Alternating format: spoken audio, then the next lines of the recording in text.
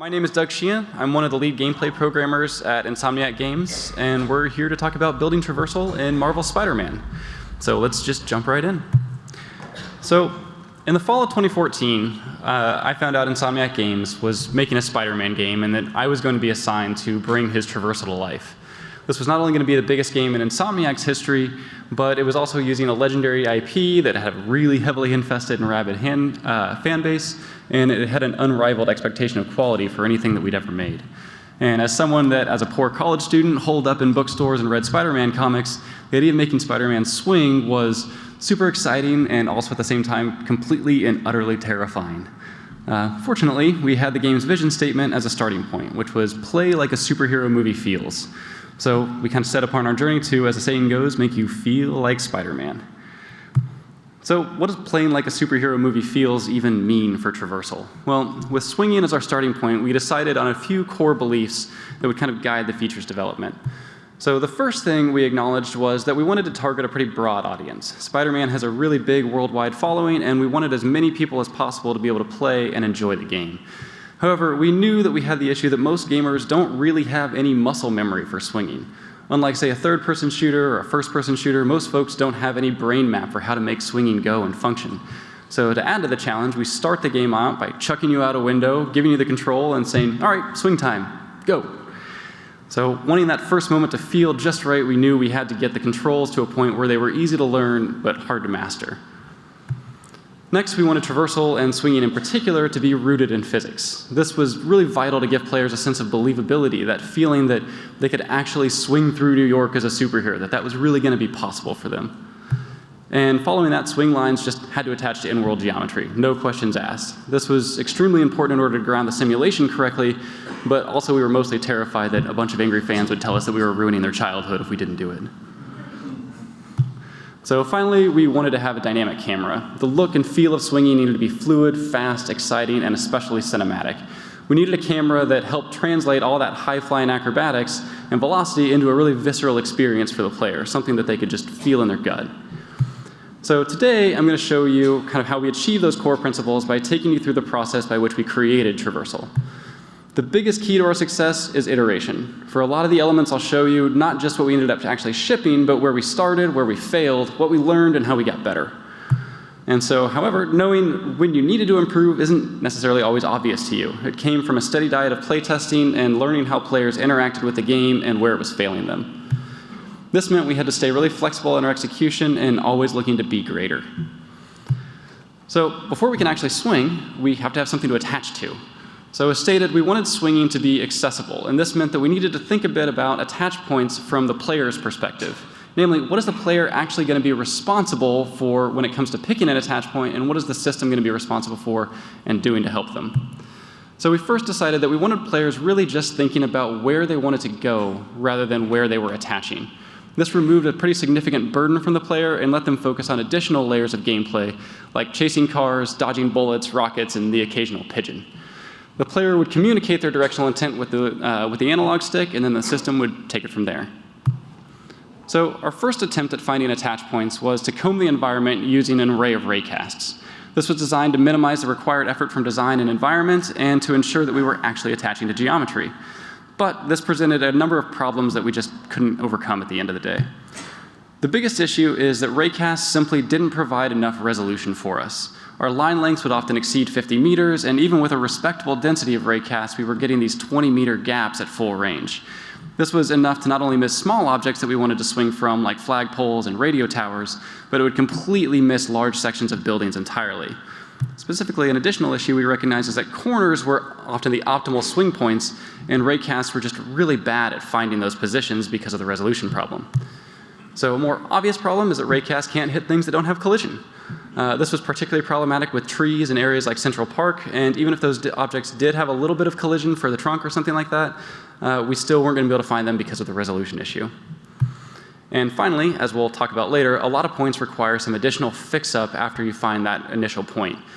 Doing these adjustments via collision checks could prove really costly and a performance hit when processing dozens of potential attach points, and they still might not really be what we want. So with those raycasts coming up short, we moved on. We decided to use a markup-based approach by wrapping our buildings in box volumes that approximate the shape of the building. We could find those nearby volumes, process them on a face-by-face basis, and then only then perform a final raycast on that point to get the true attach point on the geometry. But moving to markup provided a number of advantages that were absent when using raycasts. First, point collection was really fast. By using a kind of a cache-friendly sphere database that was just our data, it significantly helped with scalability in terms of being able to have a lot of markup out in the world and be able to process it quickly. By using the shape information, we effectively now had infinite resolution for point placement on each face of the volume. This allowed us to easily find edges and corners and never have to worry about missing smaller objects. And finally, by using markup, we were able to afford designers a lot of additional control over various gameplay aspects, like custom swing parameters and where you could and couldn't swing. So the main drawback with markup was placement scalability. We had a huge world full of things that were going to require the markup, and placing all of this by hand and maintaining it through production as the environment was constantly changing was going to be an enormous amount of upkeep and potential bugs. So our solution to that involved a couple of primary tools. First, we had to handle the buildings. Fortunately, we were using a system called Houdini to help us generate the geometry for our environment out of building blocks. This software could also then be leveraged to analyze that geometry and procedurally place volumes to approximate our building shapes. For objects outside of Houdini's operation, we deployed our engine's prefab system. This bundled up markup with all of those objects that we'd place, and every time an instance was put down, it would just bring the markup in with it, so we didn't have to worry about it. So with our markup now populating the world, we needed to actually do something kind of useful for it rather than just stare at it. And at any point, the immediate area can be filled with just hundreds of volumes that are all potential swing points, and we needed to filter through all that to find the best one. So in order to pick that final attach point, we need to start with a reasonable reference point as our ideal position. Here, we kind of have a top-down view of our hero surrounded by buildings, and the player influence over point selection comes from the input on the left stick. And as stated before, we want the player thinking only about where they're going, not specifically where they're attaching, so the input direction really just kind of provides a starting point. From that input direction, we can then apply an ideal slope and a line length to transform the input direction into a position that represents kind of our ideal attach point, where we would want to go if we had infinite attach points all over. And moving back to a top-down view, we can then use that position to generate two more points on each face. The first one is the point that's closest to our reference point, and the next is a raycast point along our ideal line direction, which is then just clamped to the volume bounds. So we can then blend between those 2 points to get our output point for any situation. The closest point is most useful when you want to swing along the face and swing parallel to it, while the raycast point is most useful when you're swinging directly at the object. And then we can just kind of blend between those based on what your input is relative to the face normal to get one that's most appropriate. So now that we have a point, we need to refine it a little bit in order to make it more effective. Our blended point can change the slope and the line length a lot, which can lead to really long flat lines, short and steep lines, and everything kind of in between. So we really wanted to try and give the player a more kind of consistent rhythm with swinging, and that meant that we needed to try and keep those lines as consistent as possible. So we wanted to move things around a little bit to get closer to the ideal. So this is an example of shifting the attach point up just a little bit in order to get closer to that ideal slope, which had gotten kind of overly flattened by the closest point calculation. By moving more towards this ideal slope, you can see that we prevent the player from having quite so an excessive drop during the swing, which will then make it more consistent as they go swing to swing and more predictable. So now that we've generated this field of points across a whole bunch of markup faces, and we need to actually decide which one's going to be our swing point for this frame. So we do this by scoring each of the points and taking the best one. Our scoring algorithm is then geared to fulfill that desire of translating that stick input to a point that moves us in the desired direction. So our first scoring element is how the face normal relates to input direction. As I said, you're trying to swing parallel to the faces where possible in this case. And so the input direction means that the player will be able to swing along that surface in the direction they desire. Now, because corners provide the player the most control, we do try and snap points to edges when they're nearby. So we can then use the best normal available on that entire sweep of the corner to compare against input for our score calculation. We can also give corners a bonus when we're trying to turn if that corner is going to help us make that turn. When taking input into account, we start with the angle between the input direction and the direction to the attach point, and then we score that delta. And for range, we're looking for points that match kind of our ideal length, and then it just falls off in either direction as we deviate from that. And we apply a similar fall-off method for slope as the angle moves away from our ideal. And once we have all that together, we can do a weighted sum, and the highest score is going to win. So here you can see it all coming together in game.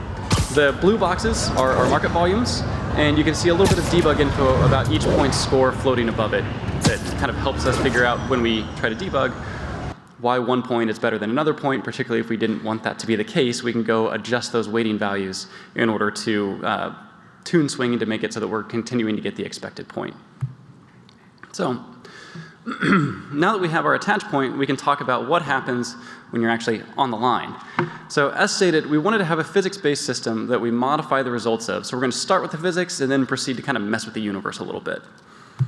So the two basic forces involved in the pendulum are gravity and tension. As you can see here, the tension is a factor of line length, angle, and gravity all in the direction of the line. And it's kind of responsible for pulling that bob of the pendulum in a circle around the center of the system. We also break gravity up into its two component vectors here, one parallel to the line and one perpendicular. The perpendicular portion represents that kind of restoring force. It's the thing that makes the pendulum oscillate back and forth. And the parallel portion is what's left, and you'll see in our calculations we can actually cancel that out with part of tension to simplify the math a little bit, which we do here. So when actually calculating this in code, we internally just set the mass to 1 since we're not really dealing with a variable mass system, and we can tune gravity how we want to. And after a bit of simplification, we apply the remaining forces of tension and perpendicular gravity to our velocity. Also, just for a little bit more accuracy, we do 4 iterations each frame to run the entire thing at about 120 hertz. So when we're talking about how we wanted swinging to feel, the number one thing that came up was that swings needed to feel fluid. This led to a couple of rules that drove a variety of other elements within the swing system. First, we wanted to avoid slack lines. We wanted to keep the player feeling like they were swinging, not falling. So by keeping the line taut at all times, it gave the player a much more predictable experience and prevented kind of bounciness and sudden change in direction as that slack line goes taut from a free fall. And this led to the need that once a line is shortened, it generally stays that length. We do look for opportunities to try and kind of restore lost line length when possible, but doing so too quickly feels really wrong to people, and so we had to be really careful to do that with caution. So our first goal on getting a new line is then giving a player a good experience of just getting into the swing. But the initial setup poses an immediate challenge. The incoming velocity is almost always very, very different than the velocity that's going to be tangent to the swing arc, and we don't want to just snap it because that's going to feel like a sudden change in direction and just give players whiplash. So, however, if we just let the simulation play out as is, you get something that looks a bit like this.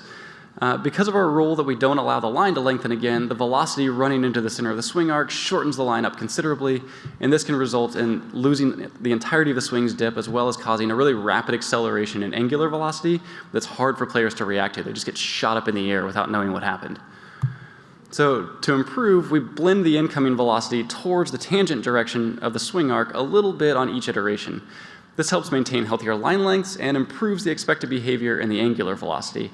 And the player can also now feel a lot more significant drop in the swing arc compared to the previous motion path. So now that they're into the swing, the player is going to want to further mess around with their motion in order to move themselves around. So we do this with just a simple accelerated rotation on the total velocity. We scale that turn speed based on where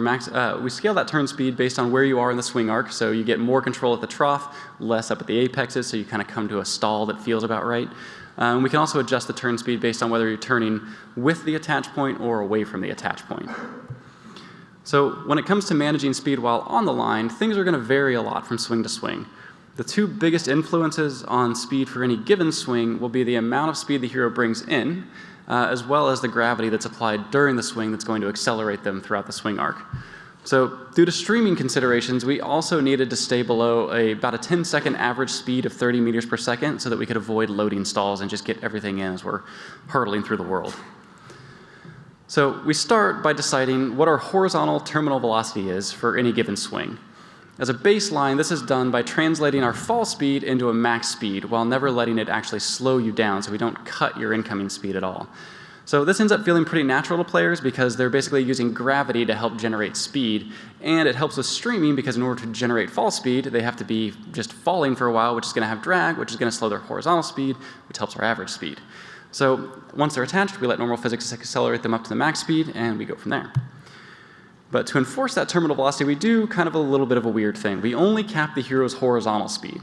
And this can have a little bit of an odd side effect in some cases where you're actually slowing down in 3D through the downswing, but it does help you get through these really long swing arcs a lot faster, get down to the trough, get down to where you want to be in a better way. And the slowdown doesn't come into play too often, and most players are completely unaware it's happening due to a lot of other speed cues going on, like camera rotation, environment motion, motion blur, screen effects, everything else that we're just throwing at them to try and sell that speed. Now, on the other side of the swing, on the upswing, gravity is going to be slowing you down. So, however, we do have a few things that we wanted to take into account on this side of the swing. First, we want players to feel like gravity is appropriately slowing them down, so it needs to feel physically correct and natural. But with line lengths being highly variable, it creates kind of an inconsistent timing to the various release levels, something we wanted to try and kind of close the gap on. So we also don't want to slow the player down too much when they're near the trough. We want to let them keep that hard-earned speed just a little bit longer so that they can use it to fling themselves through the world. And from there, we account for all this by implementing a variable gravity upswing. At any given point on the upswing, your gravity is going to be determined by a combination of your current speed and where you are on the swing arc. What this ends up doing is really helping swing timing be a lot more consistent and allowing more swings to move through the full range of release points. So the player ends up having a much more predictable time and can get those high releases even if they're not necessarily moving that fast. So, with the basics out now in place, I want to talk a bit about our experience of refining the swinging mechanics over the course of production. Again, we go back to our usability-driven, iterative approach, and per our initial goals, we really wanted the player to feel the momentum in physics, but we also wanted swinging to be accessible. So usability testing proves a critical element in iterating on this accessibility. This is because developers quickly become their own worst testers. And I say this all the time to people that I work with, because basically we just know too much about how things work, and we're generally really quick to forgive ourselves because our code is amazing, and shame on you for suggesting otherwise. So we also tend to play the game in a very particular way, the way we designed it. Real players, however, will interact with the game in a number of unexpected and sometimes confounding ways, stressing elements of the system that the developer may never encounter. So finally, you need to make sure functionality lines up with player expectations. As a developer, we may have a perfectly rational explanation for why something works the way it does, but to a player, it just seems weird, broken, confusing, or just not any fun whatsoever. So what do we find? Well, players suck at managing physics. So forces will often act against their desires, attach points aren't really directly player-driven, leading to a lot of variability, and world geometry is complex and difficult for many players to effectively navigate while tethered to an attach point. The end result was that players felt that they kind of lacked control over the in-game results. This was despite everything working just as intended when we made the initial version of swinging. So how do we approach solving this problem? Well, we injected a number of assists into swinging to help smooth out the experience, giving them a few less things to worry about and moving the system's behavior to be closer to the player expectations wherever possible. Our goal was to keep these as invisible to the player as we could, and we found that if you deviated too far from real physics, players would notice, and often they would react pretty negatively to it. So our first major usability problem was that players felt like it was basically impossible to swing in a straight line. The result of the simulation was creating a mismatch between the player's input intent and the character motion, and the results were confusing and frustrating a lot of our players. So the reason this was happening is that forces were conspiring to move the character in a way that it would settle underneath the attach point, as you might imagine with a normal pendulum. The tension force has this component that moves towards the attach point, and gravity just reinforces that to continue to pull you down. So in this video, you'll be able to see what happens when the tension forces are in full effect. The player is going to be trying to swing straight down the middle of the street here, but they're consistently getting pulled sideways towards the attach point. When they then try and counter-steer to get back to the middle, their next attach point goes on the other side of the street, and it just increases frustration. So to top all this off, that zigzagging motion also slows them down for their straight line speed, and they just feel like they can't really build up that momentum that they're looking for. So, how do you fight gravity? Well, you cheat. So we move the simulation pivot away from the wall into a position that will help us swing straighter while leaving the visible attach point on the wall. We then can blend that pivot position back over time or when the player is turning. This makes sure that turns do pivot on the right place and on the visible place, and that if you settle underneath the attach point, you're settling under the visual one, not the one that we've moved away. So this motion was detectable to players, particularly when we A/B tested it, but we found that most felt it actually worked more as they expected, aligning their input desire to the results. So in this video, you'll see that pivot tweaking is going to be fully active. And the player can maintain a lot more consistent center line and build speed a lot more easily. And their directional intent is transferred a lot more cleanly to motion.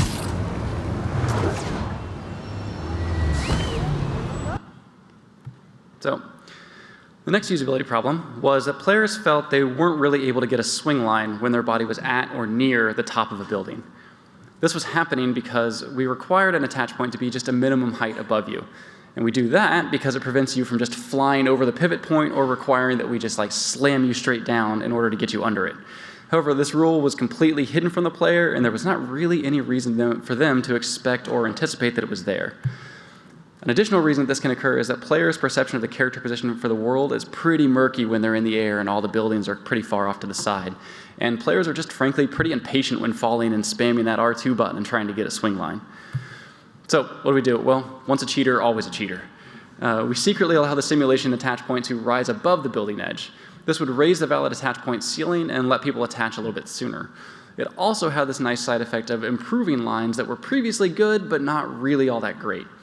And so player awareness of this was actually almost zero. It's actually pretty hard to notice a vertical shift in the pivot point when you're swinging underneath it.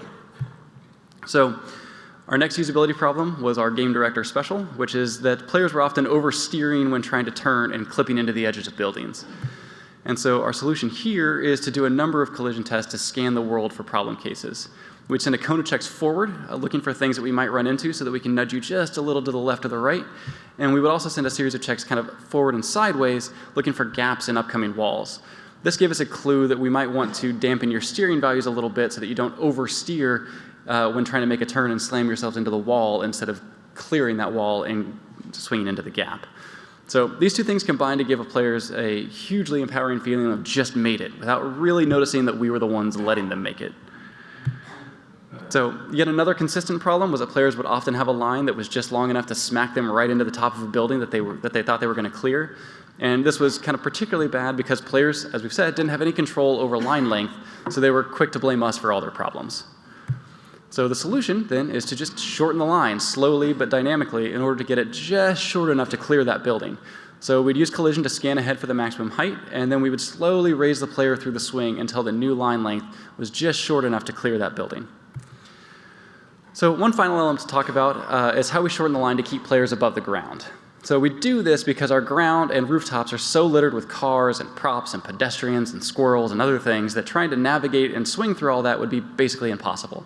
We didn't want players face planting into the ground all the time, and we also didn't want them becoming just a bug on a windshield. So similar to clearing buildings, we'd use collision to get the ground tight, and then we'd scale that vertical motion on their downswing in order to keep them above the ground and have kind of a swing floor so that they could get that nice street sweeping feel. So once a player's time on the line is complete, it's time for what ends up being one of the most satisfying elements of swinging, flinging yourself off the line across the world with reckless abandon. So when doing so, we have two sets of data for letting go. We have releasing and jumping. Jumping gives you a lot more acrobatic motion, a lot more height and more speed, but just simple releasing has simpler animations and allows you to take a follow-up action more quickly. So players get to choose between the two based on what they're trying to do. One of the really nice gameplay features of swinging when it comes to these releases is the inherent analog nature of how release points translate into exit direction. So a player can choose to release low to get more speed or hold on just a little bit longer to get more height. Now, our first approach to swing releases was very metric-driven, something that was totally sane based on Insomniac's platforming history. So we define a desired jump height and a time to peak for various release points and speeds along the swing arc, and then kind of blend those values from those key points to get one for any release point. The goal was to make jumps feel predictable and consistent so that players could plan ahead and get their next move going. We had this model for about 2 years, and we were getting mostly positive feedback on it, but there was always this kind of undercurrent pointing at a lack of player satisfaction. Players felt like jumps were too heavy and that their momentum on the swing line wasn't really translating to their jumps. This was because the metric-driven approach was changing gravity significantly for any given release point based on player speed to hit that jump height target that we had set. Instead of feeling really rewarding with an expected amount of fling, players' kind of physics feel was being violated, and they felt that they were being penalized somehow. We had this model in for the helicopter chase demo in 2017 when a lot of people online were saying, oh, the swinging looks slow. And so part of that was this kind of heaviness to the swing, to the swing jumps. So to fix this, we moved to a more free release model that let go of all those controlling metrics in order to keep a fixed gravity for each release point. This was the only design factor into the jump other than your velocity on the swing line, and as we wanted to remove anything else that was going to feel artificial. So once implemented, this change created a much more natural translation of swing speed to jump size that better matched player expectation. We saw an immediate increase in fun factor as players were now able to fling themselves across the world with just abandon, which led to a greatly increased sense of speed and joy and just general cohesiveness of the entire swinging experience. So stepping away from the simulation side for a minute, I want to talk just a little bit about how the animation for swinging is implemented on the code side. This is mostly going to be about the mechanics of how we pick animations to play and then adjust them to more accurately represent the underlying simulation. So when we first started talking about swinging, the gameplay and animation groups laid out some high-level goals for how we wanted the animation to look and feel. This included having fluid animation over the course of the swing arc, having a clean entry animation from our air pose through the sling and into the swing. The character's body obviously wanted to align to the web line so that it felt right. And we needed to have this kind of well-timed kick at the trough in order to sell momentum and for a player cue as to where they were in the swing arc. So our first iteration of animating the swing, we approached the seamless animation through the swing arc by actually just using a single animation.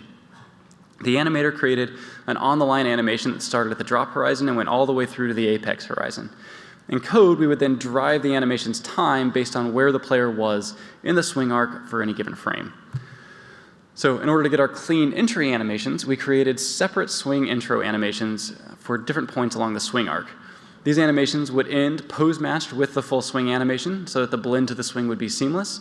And when a player began a swing, we would calculate where they were in the swing arc and blend between those different kind of pointed animations in order to get one specifically for that angle. We would then continue to dynamically blend that value during the entirety of that intro animation so that we would get a nice match for the final pose of the swing as they go into that swing animation. In order to get the body to align without having to make duplicate swing arc animations, we then deployed partial animations to just kind of adjust the final body angle. We use this on both the body to go side to side as well as the arms for kind of a final fix-up when those weren't matching. So after iterating on this model for most of production, we had some things that worked just as expected. These included the entry animation system working really, really well. It allowed smooth entry and timing into the swing animation. And our adjustment partials did a really good job at aligning the character to the swing line with a minimal amount of additional animation required. Finally, the animation through the swing arc was fluid, but the system presented a few limitations that were capping the animator's creativity. First, we had really limited variability in the swing. Getting any variation in this model required animating a brand new swing from start to finish, one end to the other. And if you wanted to do something different, you had to make another one, and another one, and another one. And so next, we had very, very perceptible animation time scaling. Line lengths and player speeds are highly variable, which was borne out in highly variable arc speeds. And with a fixed number of animation frames scaling over a variable time range, we would get these really easy to feel time scaling artifacts. And this was especially evident when we get these really slow, sluggish kick-throughs that lacked any impact whatsoever on longer lines or slower swings. So we had a couple new goals: enable variety and reduce the time scaling. We attacked these by breaking the swing arc up into pieces that we then animated separately. We would animate the downswing and the upswing independently all the way through the trough, which let us kind of overlap the kick animation wherever we wanted to kind of overlap that inflection point. We would then continue to drive the animation time as before on the up and down swing animations, as they weren't as susceptible to the visible scaling as the kick animations were. So once we were in a swing, we would estimate the time to trough during the downswing so that we could trigger that kick animation at just the right time in order to be able to play it at full speed. This instantly made our kicks feel a lot more powerful and consistent. It also meant that we could plug in a variety of animations into the kick portion without needing to reanimate the rest of the swing. But animators be animators, and we weren't done yet, they wanted more. So by breaking the swing animation into pieces, it allowed us to now have a lot more variety in the way we constructed the animation for the swing. We were able to introduce custom kicks and spins with custom upswings. We had hard catch variations of the downswing, and all of these things could be played with or without one another to get a whole bunch of custom swings and unique swings that looked different as you went from one swing to the next and added a lot more texture and flavor to swinging in the game. So this new iteration helped us solve our major problems by allowing us to create a lot more animation variety, and it also helped us eliminate the animation scaling for the most notable portion of the swing. So one final problem worth noting was that with all of the various moves that Spider-Man can do, he would often end up in poses that didn't really play nicely with our swing intro animations. We needed to either wait for the animation to get to a point where the character could blend into the intro better, or live with really, really bad looking blends as we tried to get into those swing animations. So to solve this, animation wanted to add a lot more variety to swing intros, but programming didn't really want to manage each of those clips manually. So to push that work over to the content creators, we added a data-driven setup that allowed animators to tell the game what the next animation would be from the current time in the active animation. They'd mark up the section of a jump animation with data that would point to custom sling animations, and this allowed them to cleanly get out of all these crazy acrobatic poses with custom slings that made the traversal feel a lot more seamless and the character feel a lot more dynamic. So, kind of stepping away now from animation, I want to talk a bit about our approach to the traversal camera. We knew from previous games that good motion and animation only goes so far in translating the experience to the player. The camera is actually often the most important aspect in conveying elements of speed and translation in a way that gives the player that kind of visceral connection to the action that's on the screen. So when we started out our top-level goals for the traversal camera, we came up with 3 main items that we found important after early prototyping with kind of a mostly static camera. First, we wanted to minimize the amount of player input was required. This is because players would often need to be using the face buttons, and we didn't want to require them to have to switch between that and a stick input. That was just a lot of camera management that we didn't want people to mess with. Next, we needed to accentuate the pendulum motion and the forces on the line. And finally, we wanted to communicate a sense of speed to the player. So we have a pretty long history of third-person games at Insomniac, and we've generally started with a follow camera model that tries to have the camera looking in the same direction as the hero's velocity. So while successful in other games, in other contexts, it did present a few problems for Spider-Man, particularly at the high speeds that Spider-Man could move and how much we had to let you see where you were going.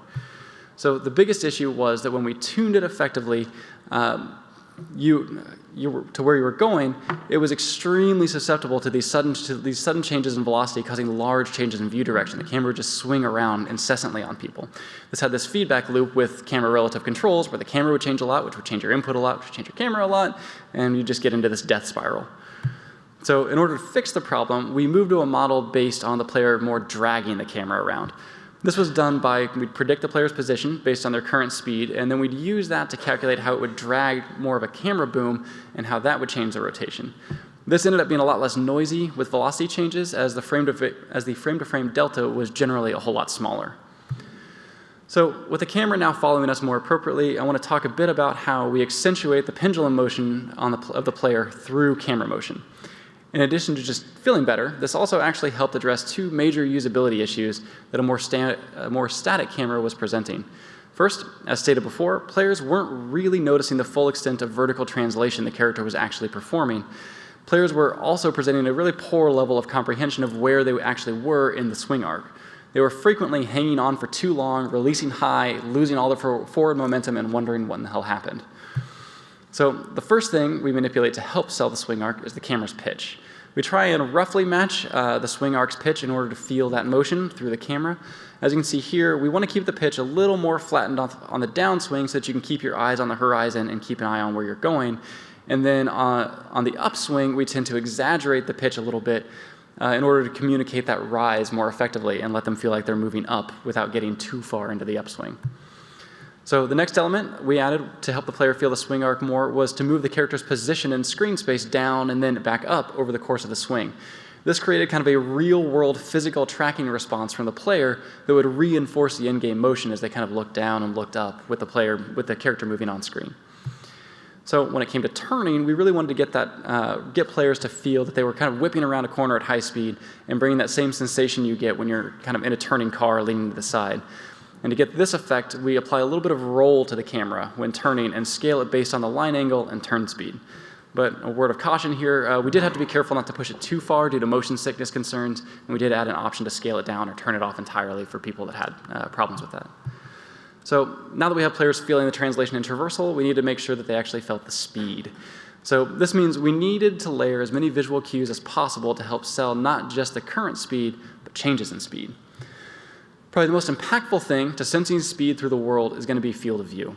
A wider field of view tends to elongate objects in front of you, making it feel like you're covering more ground. And it also brings a lot of peripheral objects into view that are going to be moving really fast by you, so you get a lot more of that relative motion feel. In order to really sell the changes in speed, we're constantly updating the game's field of view while traversing. To deal with sudden speed changes, we rely more on actually adjusting the camera's follow distance, as you don't want to bounce field of view around too much. It gets really weird. We have certain kind of explosive moves that create a spring action on the camera so that it falls back before blending closer again. This gives those moves a much bigger sense of impact, like the character's boosting away suddenly, leaving the camera in the dust, and then it has to play catch up a little bit. So here you'll be able to see all of that coming together to show the sense of speed. There's a little bit of debugger on the side to give you a better idea of how the field of view and follow distance are changing as it goes through the action.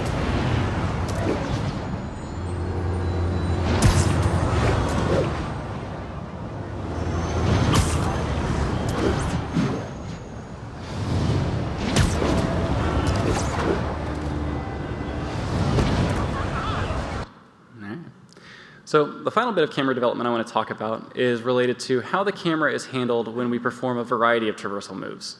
So our first version of the traversal camera treated each move as its kind of special, unique item. This was driven by a desire to make every move as cinematic as possible, with the thought that if you string together a bunch of really cinematic moves, you're going to get something extra special, super cinematic. This presented a couple of problems, though. In this video from an early vertical slice, you'll see some of the issues with the everything is a special snowflake and how that kind of breaks down. You'll see that going from move to move would cause a change in framing and field of view that could kind of muddle the perception of speed, and rapid sequencing of moves would create a very noisy relationship between the world, the character, and the view.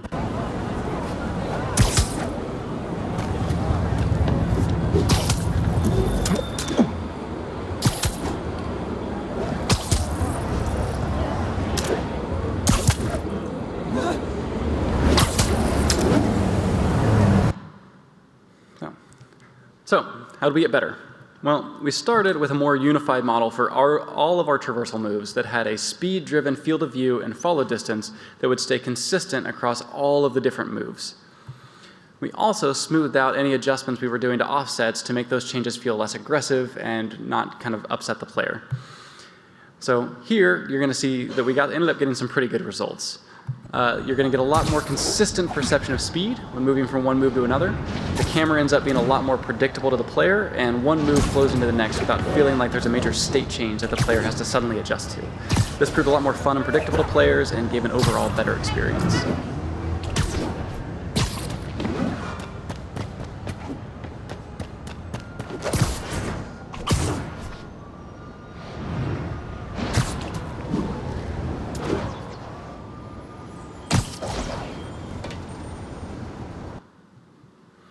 All right, so as we started to get a full set of traversal moves in the game and playing with them more, both internally and through usability, we found that, unsurprisingly, our first version was rarely good enough.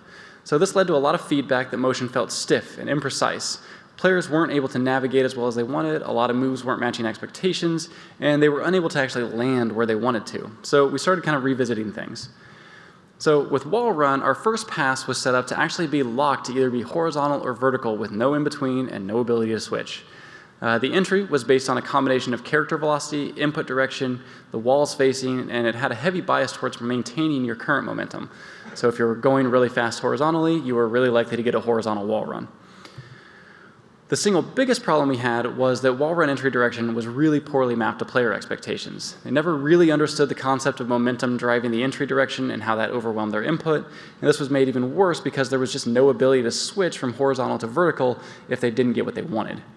And on top of that, the camera direction versus a vertical wall was making input to entry mapping even more confusing. Can you tell me in this image, pushing up on the stick, is that supposed to make you go forward or up?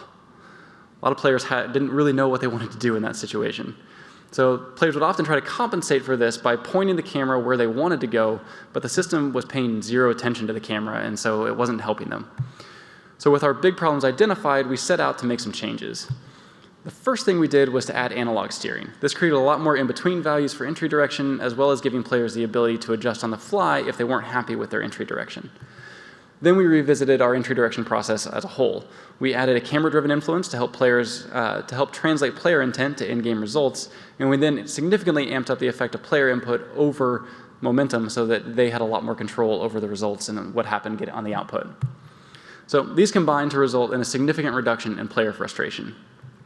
So for in-air control, once they're off the line, just flying through the air, we wanted the player to have an initial approach that heavily favored momentum. Again, we were looking at that momentum thing over and over again in the first rev. So this meant that in-air steering was fairly stiff, and players needed to rely on web moves like swinging and web zip for rapid direction change. The idea was that it would make your swing releases more meaningful and consequential. But this model presented a number of problems in playtesting, much like everything else seems to. First, swing speeds amplify small differences in angle over large distances. This made it almost impossible to be precise. If you tried to release off a line and you saw something in the distance, little variations in that angle would cause big variations in where you ended up. In addition, players were really just terrible at thinking ahead to manage their speed. While there are tools to slow down, they generally go as fast as possible to their destination, and only once they're there do they try and stop. This usually ends up with the player kind of fumbling around and orbiting their destination as they try and get closer and just having a bad time. So finally, players were having a lot of difficulty reacting quickly to changes in situation or geometry. So in order to help solve these problems, we had to put more control back in players' hands and let go of some of our really strict momentum-based concepts. To start, we significantly increased the in-air turn speeds. This immediately helped players react a lot more quickly to dynamic elements, and it also allowed people to more effectively set up their next move, increasing their ability to chain moves and just basically use the full suite of traversal elements. Later on, we massively increased the amount of drag applied to the player when pulling back on the stick. This let players feel a lot more precise when they were reaching their destination because they could go from 60 to 0 in a very short time. Overall, this led to a lot fewer instances of players fumbling around their destination and let people feel like they could kind of stick the landing. So the next thing we needed to address was our more specific world interaction moves. So when we started making the game, we knew that we wanted to make the city feel like a big part of Traversal, and Spider-Man's interaction with the world needed to be tangible. And while swinging and web zip did require geometry to work, you were still kind of midair and disconnected when using them. We wanted something that was a little more tactile. So our first version was zipping through the legs of a water tower with our web tunnel move. This was really cinematic from a presentation standpoint, and it really fulfilled the fantasy of interacting with those specific objects, but it did have a few shortcomings. The first problem is that the move has a pretty rigid directionality. There wasn't a lot of room for players to modify the direction going through the object because it was a fixed structure. And in addition, the entry angles were pretty limited. You could only engage the web tunnel from a limited angle range before it started to look really weird of kind of getting sucked in sideways and turning through this thing.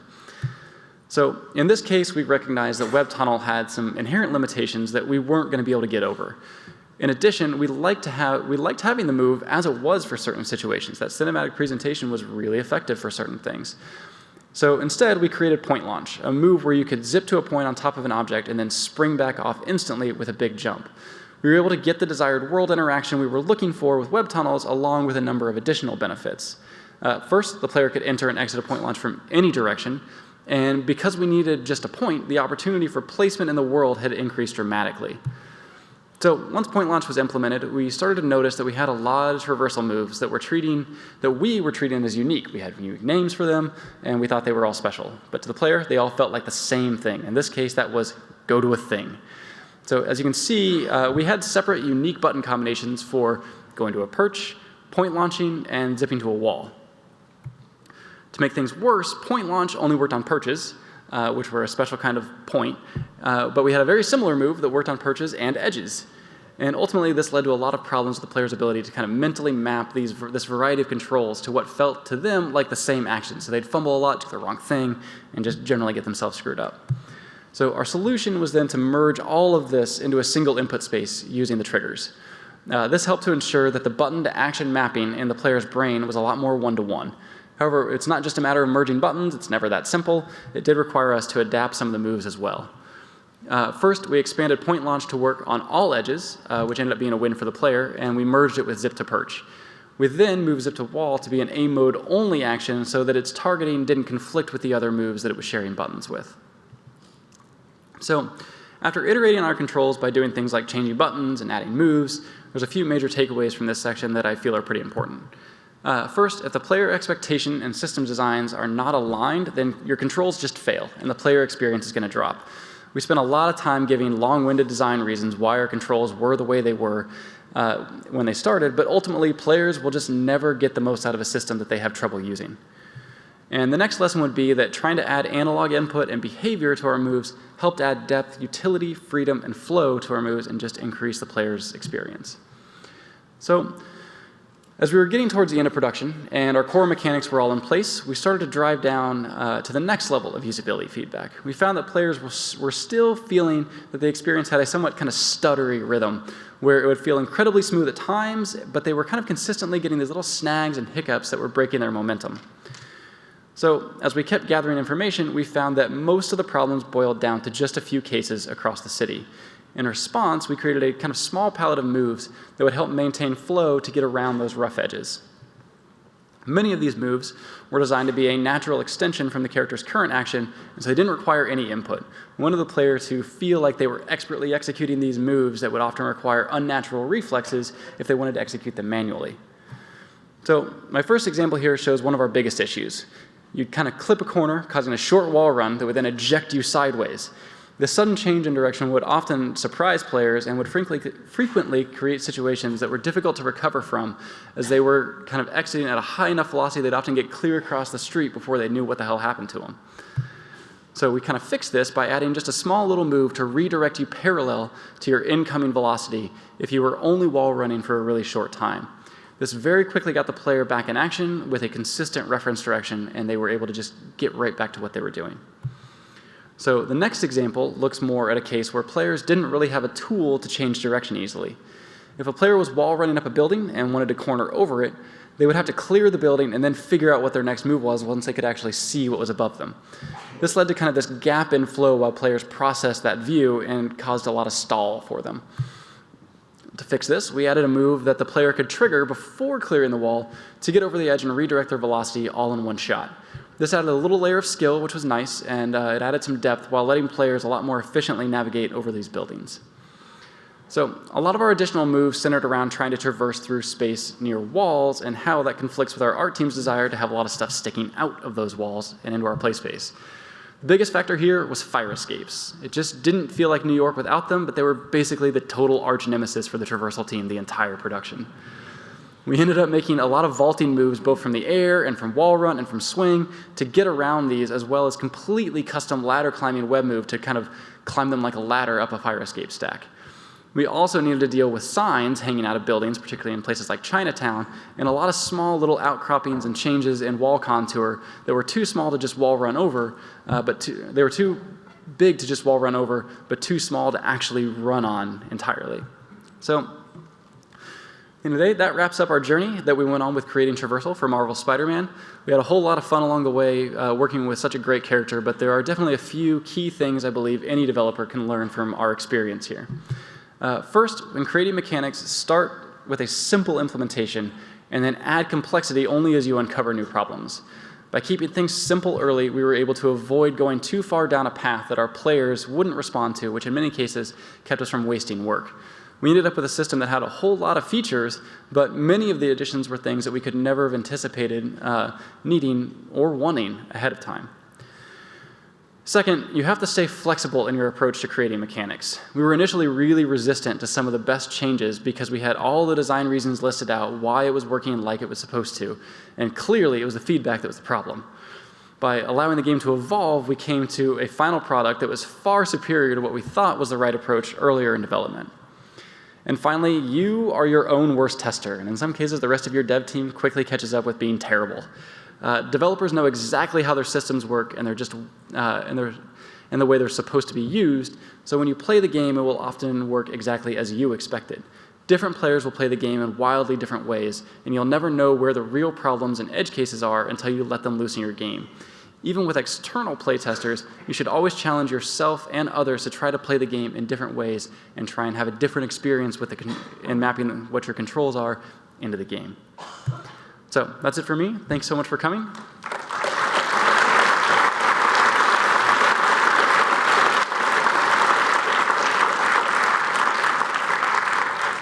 looks like we've got about 10 minutes for some Q&A. We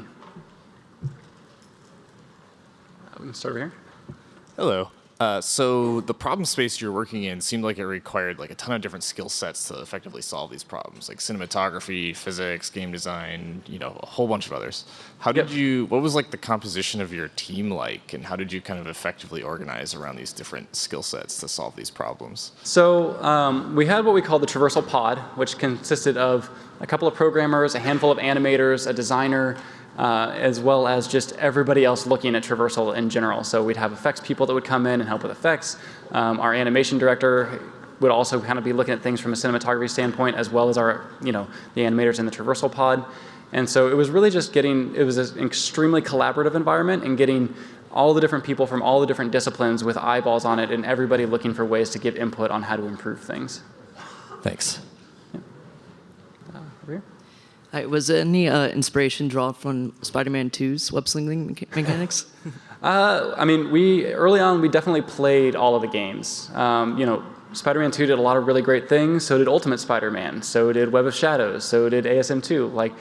Those were all teams that had a lot of really great ideas that they executed in different ways. And so we definitely took things from them. There was definitely that sense of, the biggest thing we got through the history of Spider-Man games was your web's better darn well attached to buildings.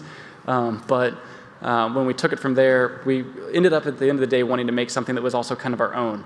And I think we sort of hit that by having a traversal system that layered a lot of different moves together to make you feel like you had a wider palette. Thank you. Over here. What were some of the challenges and solutions you had with swing-heavy combat situations, such as like the final Doc Ock fight, which was on a rooftop?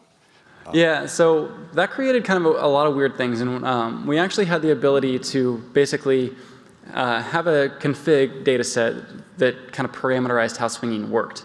And so one of the things we were able to do was make a duplicate data set that was entirely reparameterized for different situations.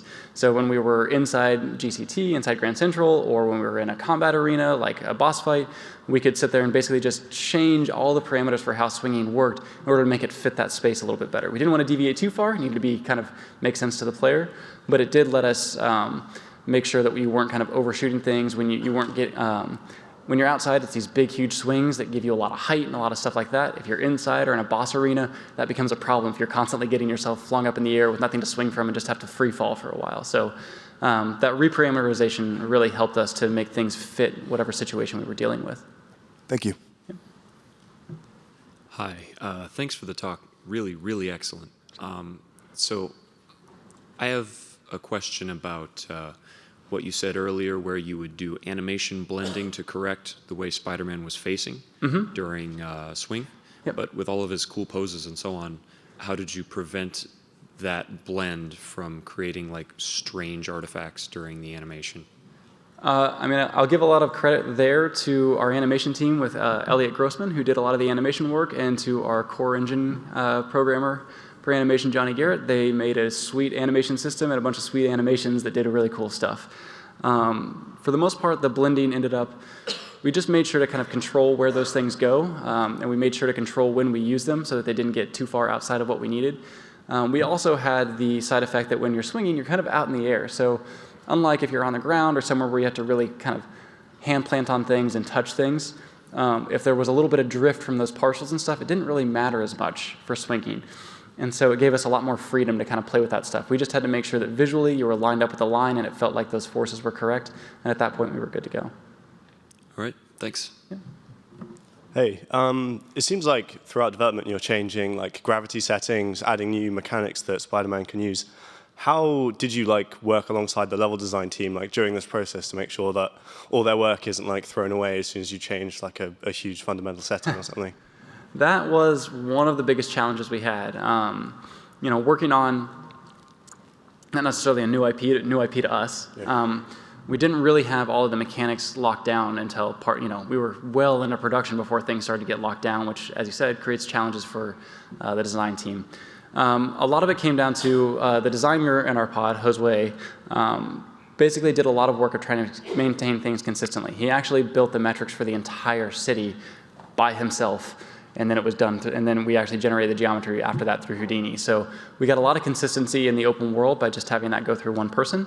For interiors and stuff, we just tried to set up some metrics and go from there. I would say that kind of swinging on interiors is something that I think we didn't make as good as we would have liked because it was such a big move and we didn't have the time to really focus on that. But we were able to use that reparameterization to make it work for most of the spaces that we needed it. Awesome, thanks. Yeah. Hi.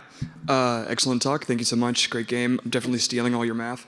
I noticed that in this talk about Traversal, you didn't really talk about the wall climbing at all, like the walking around. I'm assuming it might have either been outside the scope of this talk or not super relevant, but that's a system that I've actually messed around with for my own game, and I'm curious if it was ever supposed to be a sort of a bigger element of Traversal than it was, and then you clamped it because it was too complicated, or any edge cases like that?